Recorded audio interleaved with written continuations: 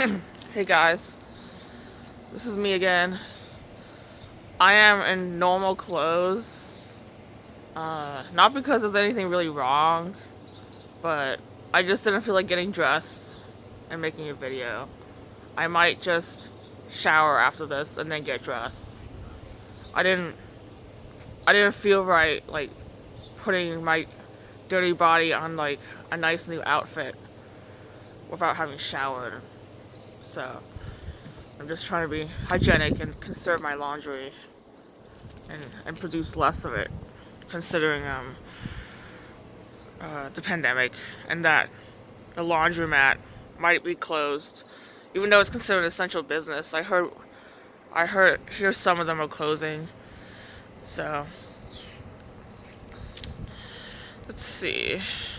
The weather is beautiful right now, and especially when my porch being elevated is actually a little cooler on my porch than it is when I walk down to um, the ground, whatever the ground is for Louisiana, because we live in the middle of a swamp. We're actually below sea level. Like, we got victim blamed, we as in New Orleans, for Katrina. But like, um, people were like, oh, why did they build a city in the middle of a swamp? But like, San Francisco is built between like two tectonic plates, and like, there's actually most places are built like in the middle of a disaster zone. So I do not appreciate that people victim blamed New Orleans for Katrina, even though I'm not from here. I still think it's wrong. So yeah, um, I need to work on not saying ums because I've heard that's verbal filler. I've heard I learned in school that like if you don't know what to say next, you just pause. But I'm an anxious person, so I don't like pausing for too long because when I was younger, like I when someone asked me a question, I would pause for a very long time and they would think I was ignoring them. And I wasn't. I was just a very anxious person. I was trying to figure out what to say next, but I gave no clear indication that I was about to say something. Like, I was like, and then they're like, Alice, I asked you a question. And I'm like, I'm sorry. But yeah, um, that's just me with uh, my neurodivergent brain. Definitely.